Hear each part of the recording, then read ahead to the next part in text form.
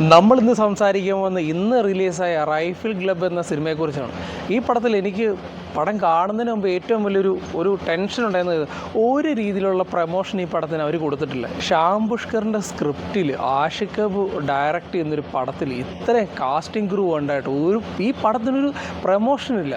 അപ്പോൾ ഒട്ടും എക്സ്പെക്റ്റേഷൻ ഇല്ല, നമുക്ക് ഒട്ടും പ്രതീക്ഷയില്ലാതെ വലിയ ടെൻഷൻ അടിക്കാതെ വളരെ കൂളായിട്ട് വന്നൊരു കടമാണ്. പക്ഷേ എന്നാ പറയുക, മാസ്റ്റ് വാച്ച് തിയേറ്റർ എക്സ്പീരിയൻസ് തീയായിട്ട് ഫസ്റ്റ് ഹാഫ് എന്നൊക്കെ വെച്ച് കഴിഞ്ഞാൽ രോമാഞ്ചിഫിക്കേഷനോടെ കുറേ നാളെ ഇങ്ങനെയൊക്കെ ഒരു പടം ആ ഒരു രോമാഞ്ചിഫിക്കേഷൻ കണ്ട് ഇറങ്ങിയിരുന്നു.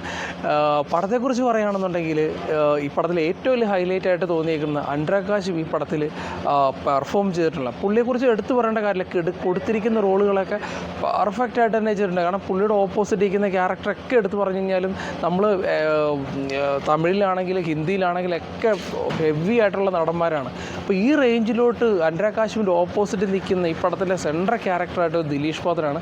ദിലീഷ് പോത്തനെ ഈ റേഞ്ചിൽ നിങ്ങൾ കണ്ടിട്ടേ ഉണ്ടാവില്ല. ഒരു പക്ക നസ്രാണിയായിട്ട് അവറാച്ച് എന്ന് പറഞ്ഞ പേരിൽ പുള്ളി തകർത്താടിയിട്ടുണ്ട്. അതുപോലെ ആ ഫാമിലി തന്നെ സുരേഷ് കുമാർ, വാണി വിശ്വനാഥ്, വിജയരാഘവനും, വാണിശ്വാനൊക്കെ നമുക്കറിയാമല്ലോ, പണ്ടത്തെ കാലഘട്ടത്തിലൊരു ഫയർ സാധനമായിരുന്നു. മീൻസ് പെർഫോമൻസ് പുള്ളിക്കാരുടെയൊക്കെ എടുത്ത് പറയേണ്ടതാണ്. അപ്പോൾ ആ റേഞ്ചിലൊക്കെ നോക്കി ആ ലെവലിൽ തന്നെ ഒരു നോട്ടത്തിൽ ഒരു ഡയലോഗ് പ്രസൻറ്റേഷനിൽ പോലും വാണിശ്വാനെ പെർഫെക്റ്റായിട്ട് തന്നെ കാസ്റ്റ് ചെയ്തിട്ടുള്ള തോന്നും. പിന്നെ വിനീത് കുമാറിൻ്റെ എപ്പോഴും റൊമാൻസ് ടൈപ്പൊക്കെ ചെയ്തിരിക്കുന്ന വിനീത് കുമാറിൻ്റെ ഒരു സ്റ്റണ്ട് സീക്വൻസ് ഒക്കെ ഉണ്ട്. അത് പുള്ളി അടിപൊളിയായിട്ട് ചെയ്തിട്ടുണ്ട്. പിന്നെ എടുത്തു പറയേണ്ടത് ആഷിഖ് കപൂർ, ബിഗ് സല്യൂട്ട്. കാരണം ഇമാതിരി ഒരു പടം നിങ്ങൾ എങ്ങനെ മേക്ക് ചെയ്തെന്നുള്ളത്. കാരണം ഫോട്ടോഗ്രാഫിയൊക്കെ ആഷിഖ് കപൂർ ആണ്. ഓരോ ഫ്രെയിമും എടുത്ത് പറയേണ്ടതാണ്. ഒരു അമൽ നീരദ് പടം കണ്ട് ഇറങ്ങി വരുന്നൊരു ഫീല് നമുക്ക് പുള്ളി തരുന്നുണ്ട്. പക്ഷേ എന്നാലും ആ അമൽ നീരദ് എന്ന് പറയുമ്പോൾ അതിന് വേറെ വേ ഓഫ് സ്റ്റൈലിലാണ് ആഷിഖ് കപൂർ ചെയ്തേക്കുന്നത്. ഒരു കാലഘട്ടത്തിൽ, അതായത് മമ്മൂട്ടിയുടെ ഒരു ഫിലിമൊക്കെ പറയുന്നുണ്ട്. അപ്പോൾ ആ കാലഘട്ടം അറിയിക്കാൻ ആ കാലഘട്ടത്തിൽ ഉള്ള ഒരു സ്റ്റോറിയാണ് പറഞ്ഞു പോകുന്നത്. ഒരു റൈഫിൾ ക്ലബ്ബ് എന്ന ഒരു വയനാട്ടിൽ ഒരു വനത്തിൻ്റെ ഉള്ളിലുള്ള റൈഫിൾ ക്ലബ്ബാണ്. അപ്പം മംഗലാപുരത്ത് വെച്ചൊരു ഇൻസിഡൻറ്റ് ഉണ്ടാകുന്നു. അതിന് പകരം ചോദിക്കാൻ വേണ്ടിയിട്ടാണ് നമ്മളുടെ അനുരാഗ് കാശ്യപ് വരുന്നത്. പക്ഷെ വന്ന് കയറുന്നത് പുലിമടയിലോട്ടാണ്. ആ മട എന്ന് വെച്ചാൽ ഒന്നൊന്നര ഐറ്റമാണ്. റൈഫിൾ ക്ലബ്ബ് എന്ന് പറയുന്ന പേര് തന്നെ സൂചിപ്പിക്കുന്നുണ്ട് അതിൻ്റെ ഒരു കണ്ടൻറ്റ്.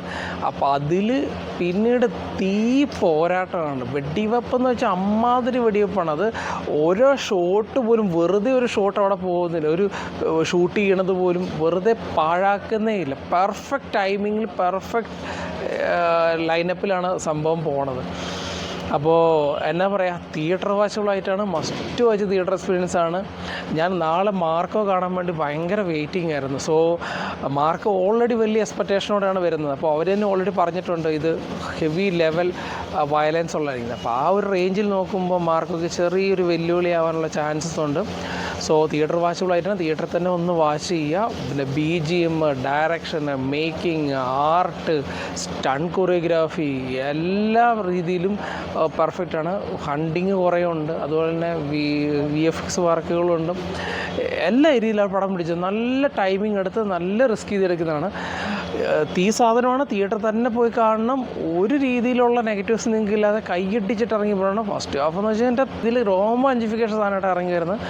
സോ കണ്ടിട്ടുണ്ടവർ കമൻറ്റ് ഇടുക. ഞാൻ പറഞ്ഞതിൽ എന്നെങ്കിലും നെഗറ്റീവ് ഉണ്ടെങ്കിൽ നിങ്ങൾക്കത് സൂചിപ്പിക്കാം. കാണാത്തവരുണ്ട് എത്രയും പെട്ടെന്ന് പോയി കാണുക. വയലൻസ് ഇഷ്ടപ്പെടുന്നവർക്ക് എടുക്കാഴ്ചയായിട്ട് ഒരുക്കിയത് must watch theatre experience rifle club.